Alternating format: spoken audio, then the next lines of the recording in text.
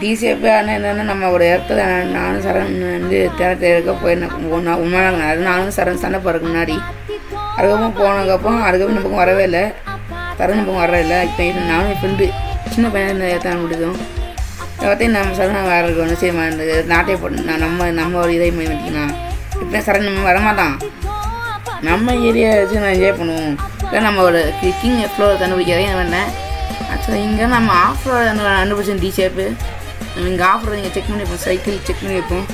அப்போ நானும் சரண் ஒன்றா ஃப்ரெண்டாக இப்போ நான் சண்டை போய் புரிஞ்சோம் ஓகேவா